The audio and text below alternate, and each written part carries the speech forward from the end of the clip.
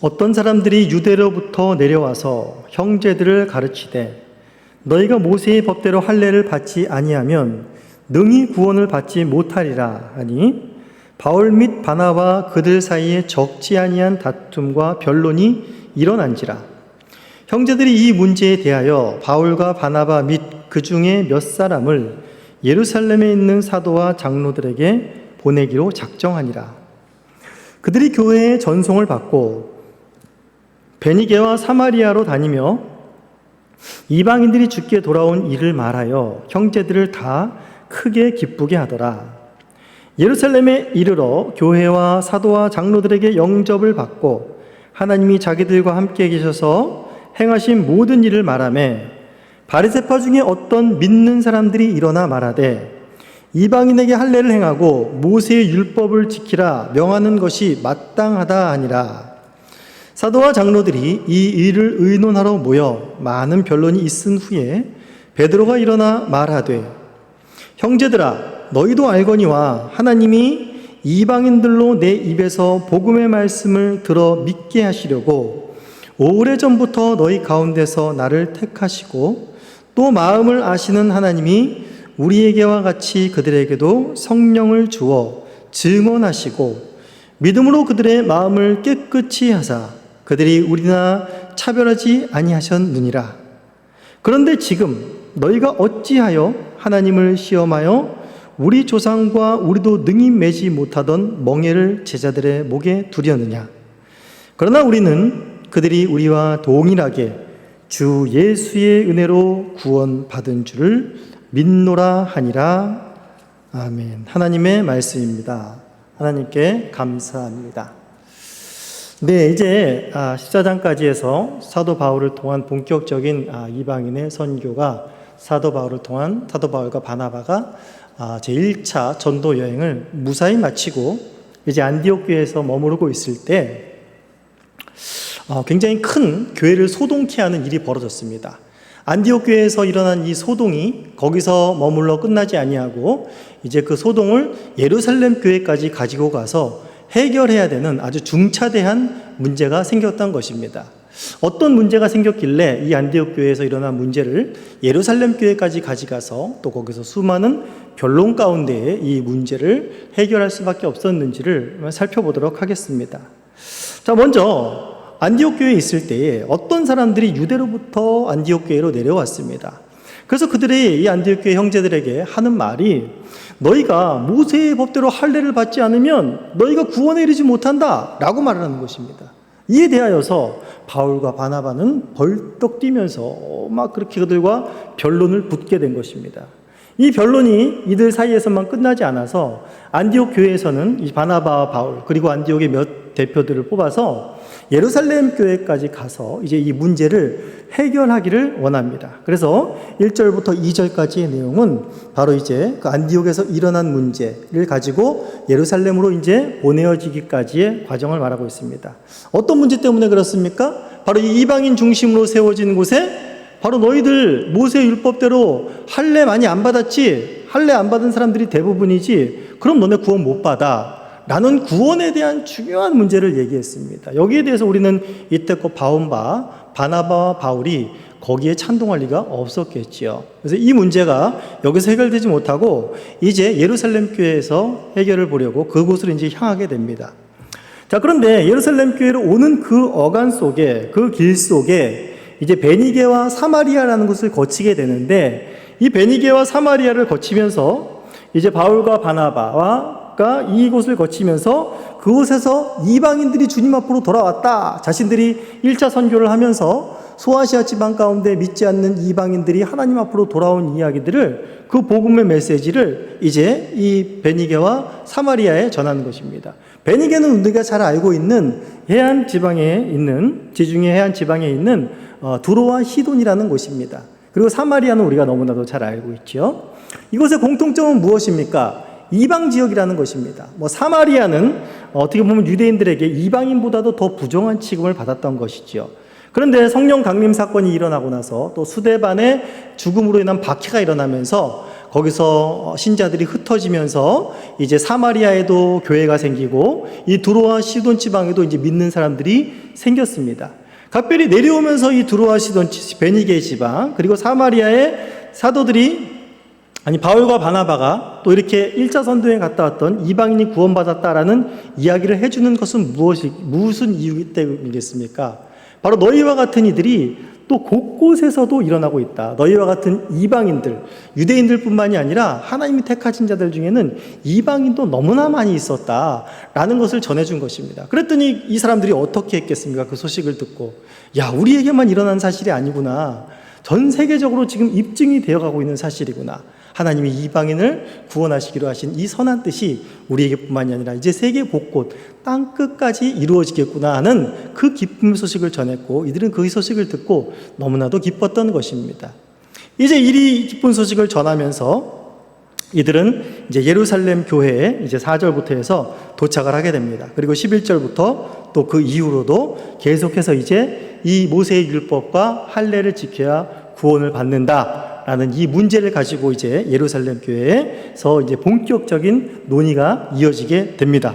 여기서 이제 바울과 바나바와 안디옥에서 온 대표들은 이제 예루살렘에 있는 사도와 장로들, 우리가 잘 아는 12 사도들과 또 장로들에게 환영을 받고, 또 그들이 1차 전도여행을 다녀오면서 하나님께서 행하신 일들을 이 예루살렘 교회에 다 전합니다. 그 이야기를 듣고 있던 이곳에 5절에 보시면 바리새파 중에 어떤 믿는 사람들이 일어나 라고 말하고 있습니다. 이 사람들이 이제 바나바와 바울의 이야기에 반기를 드는 것입니다. 이방인에게 할례를 행하고 모세의 율법을 지키라 명하는 것이 마땅하다라는 것입니다. 안디옥에서 온 사람들하고 동일한 것이지요. 안디옥에서 동일한 이야기를 하는 것입니다. 그러니까 지금 이 예루살렘 교회 안에도 이 문제가 완전히 정립이 되지 않았다라는 사실입니다. 이 문제로 인해서 한참 동안을 많은 변론을 했다라는 것입니다. 지금 예루살렘 교회에서도 많은 변론이 있은 후에 이제 베드로가 일어납니다. 베드로가 일어나서 두 가지를 먼저 상기시키는데, 첫 번째로는 예루살렘 교회 모두가 알고 있는 바로 베드로를 통해서 이방인인 고넬료가 구원받은 사건을 말해주고 있는 것입니다. 봐라, 이방인 고넬료가 구원받은 사건 우리가 너무나도 잘 알고 있지 않냐.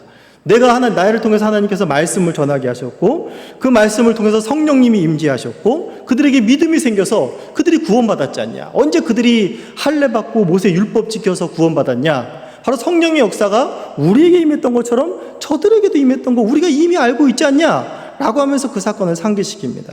또 하나 상기시키는 것은 무엇인가 하면 율법에 대해서 상기시키는 겁니다. 야, 봐라, 우리 조상들부터 해가지고 언제 하나님께서 율법을 주신 이후로부터 그 율법을 지켜서 의롭다함을 받은 사람이 있냐? 그 율법을 지켜서 구원에 이른 사람이 있냐? 조상 때부터 지금 우리까지 그 율법을 지켜 구원받을 사람이 아무도 없다는 것을 우리도 알고 있는데, 왜 그 무거운 멍에를 우리도 지지 못하면서 이방인들에게도 지우려는 거냐 라고 하면서 베드로가 이 두 가지 사실을 상기시키시고 이제 11절에 마지막으로 이렇게 결론을 짓습니다.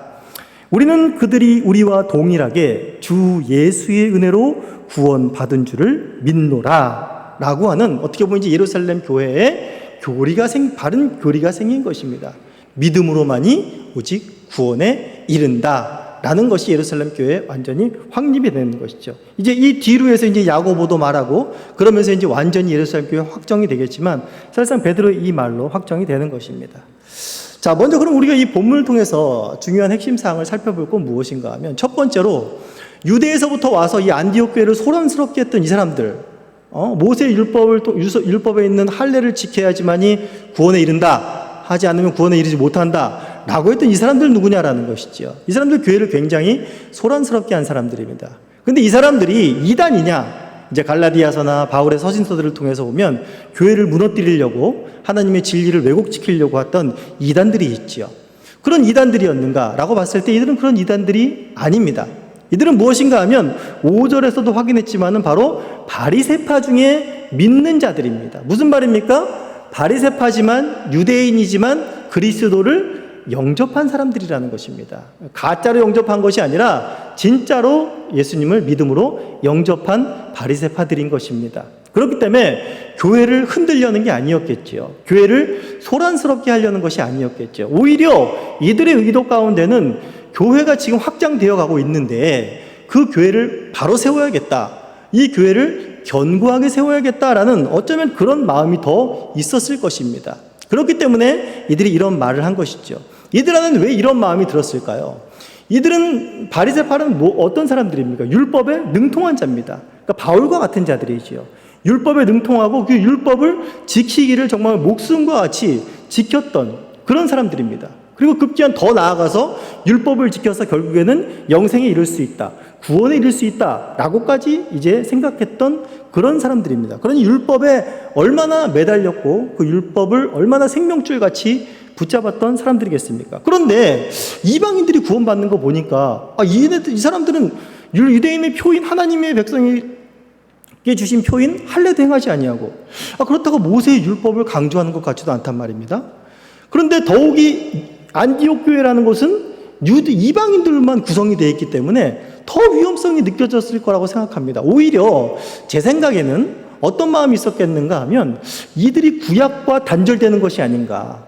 구약의 하나님과 단절되어서 다시금 어떻게 새롭게 그리스도로 말미암은 하나님으로 그러니까 연결성이 없는 그런 이렇게 반쪽짜리 복음을 갖게 되는 거 아닌가라는 의구심이 들었을 수도 있지 않을까라는 그런 생각이 듭니다. 사실상 우리도 마찬가지로 믿음으로 구원을 받았지만 우리가 예배 때마다 뭘 합니까? 예배 순서 가운데에 우리가 십계명을 외우는 시간을 갖습니다. 왜 십계명을 외웁니까? 십계명으로 말미암아 그 계명을 지킴으로 말미암아 구원 얻는다라는 게 아니지 않습니까? 그렇다고 해서 그것을 우리가 함부로 합니까? 야 이제 율법 시대 끝났어. 야 구약 시대 이제 끝났어. 야 그거 필요 없어. 이제는 새로운 시대가 도래했어. 믿으면 돼. 라고 우리가 넘어갑니까? 아니죠. 믿는 신자들에게 율법은 더 필요한 것이죠. 믿는 사람들이 믿는 신자답게 어떻게 살아갈고 할 때에 거기에 대한 가장 바른 표준이 가장 바른 핵심이 바로 십계명인 것이지요. 그래서 믿는 자들은 더욱더 그 율법을 지키기에 힘쓰는 자들이 되는 것입니다. 그 율법에 멍해를 지는 자들이 아니라 이전에 믿음으로 말미암아 구원을 얻는다는 것을 모르기 전에는 그 율법을 지켜서 구원을 얻으려 했기 때문에 그것은 너무나 큰 멍해가 됩니다. 왜냐하면 지킬 수가 없기 때문이지요. 어느 하나에 반드시 걸리기 때문이지요. 그래서 도저히 인간의 힘으로는 지킬 수 없는 멍해가 되는 것입니다. 그런데 믿음으로 구원을 받은 자들에게 그것이 무엇이 됩니까? 하나님의 나를 사랑하시는 말씀이 되는 것입니다.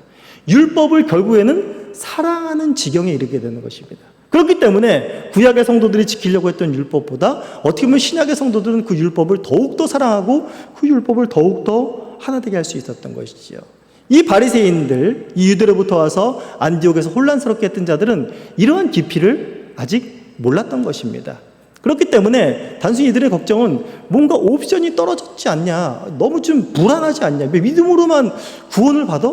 너무 약하지 않냐, 베이스가 너무 없지 않냐라는 어떤 이런 생각이 아마 이들에게 도래했을 것이고, 율법이 폐기되는 거 아니야? 라는 이러한 말씀에 대한 걱정도 했을 것입니다. 그런데 사실상 그렇지 않지요.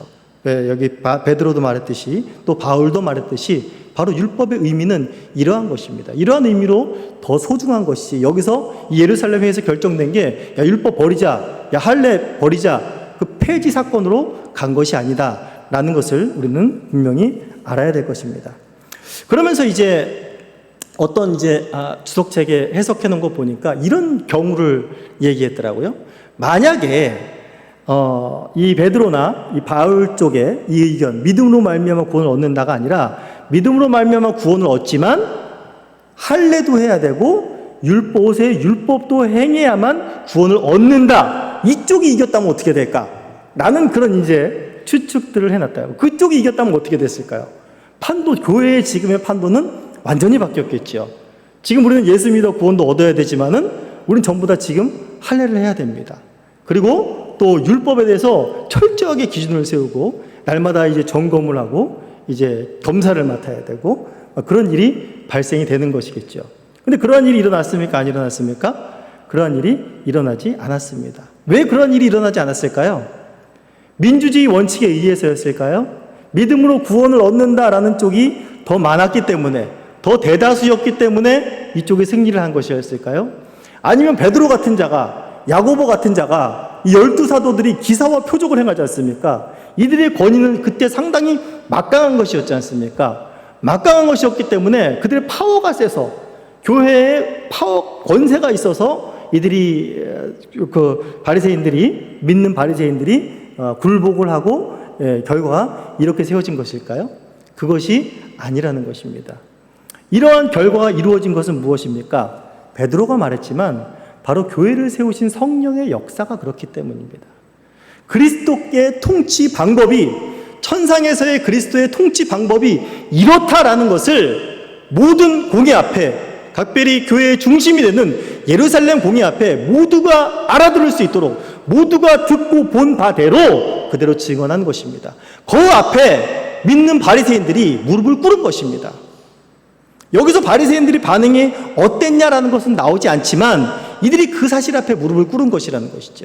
단순히 베드로의 기사와 표적 그런 것들이 무서워서가 아니라, 이쪽에 편이 많아서가 아니라, 이 믿는 바리새파들도 그 성령의 권위 아래, 하나님의 말씀 아래, 하나님이 해오신 구원의 역사 아래 무릎을 꿇게 된 것이라는 말입니다.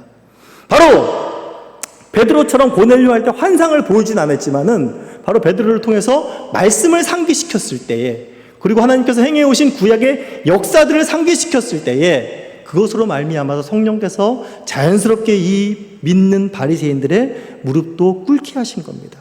그러면서 하나님이 행하시는 그 일을 도리어 믿게 하고, 믿음으로 말미암아 구원에 이르는 것, 그 이상이 필요가 없는 것이구나. 구원의 다른 요소는 필요가 없는 것이구나. 예수님 한 분이면 충분한 것이구나 라는 것을 이제 알게 된 것이란 말입니다. 얼마 전에 어떤 청년과 한 번 이야기를 했었는데, 그 청년이 자기네 교회에 대한 실망감을 얘기하더라고요. 우리 교회 막 이런 것도 있고, 교회가 이래서야 됩니까? 라고 얘기를 해요. 어느 교회에 그런 일이 없을까요? 우리 교회는 없을까요? 우리 교회는 없을 것 같습니다. 어느 교회나 교회가 이래서 돼? 교인이 이래서 돼? 라는 이런 교회에 대한 실망감을 말할 수 있습니다. 마찬가지입니다. 예루살렘 교회도, 또 안디옥 교회도, 또 바울이 세우는 수많은 교회들도 교회가 이래서 돼? 라는 모습들이 계속 나옵니다. 다툼이 있고 나눔이 있고 그 안에 불신들이 있고 또 이단이 들어오고 내부적인 문제, 외부적인 문제, 사도행전을 계속 보십시오. 서신서를 계속 보십시오. 계속 나옵니다. 그럼 교회가 뭡니까? 이 제대로 서 가는 겁니까? 교회는 제대로 서 나갑니다. 무엇 때문에 그렇습니까? 인간들의 의견이라면 절대로 조율되지 않습니다. 그러나 교회는 천상에 계신 그리스도께서 여전히 그 말씀으로 통치하시고 성령께서 그 말씀을 깨닫게 해주시는 말미암아 그 말씀을 깨달은 성도들을 통하여서 이 교회는 세상 어느 곳보다 안정되게 흘러간다라는 사실을 우리는 기억해야 될 것입니다. 그렇기 때문에 교회가 이러니 저러니 어떠니 해도 교회만큼 든든한 곳은 없습니다. 사람이 자기의 뜻에 따라 자기의 의에 따라서 정치하고 치리하는 것이 아니라 바로 그리스도의 말씀으로 세워진 곳이고, 그 말씀을 성령께서 깨닫게 하심으로 성령께서 놓지 아니하시고 그 교회를 주님 오실 그날까지 인도하시는 곳이기 때문에 교회만큼 든든한 곳이 없다라는 것입니다. 그렇기 때문에 교회가 기도해야 되는 것이 무엇입니까? 주의 말씀이 바르게 서는 것을 늘 기도해야 되는 것이고, 성령께서 이 말씀을 깨닫게 해달라는 것이, 그리고 이 말씀으로 말미암은 교회가 온전히 견고하게 서게 해달라는 것이 가장 우리 하나님의 백성들의 큰 기도 제목이 되어야 할 것입니다. 그런 말로 말미암아서 교회가 든든히 서 나아가고 그 교회를 통해서 하나님의 통치를 맛보며 하나님의 나라를 온전히 누릴 수 있게 되는 것입니다.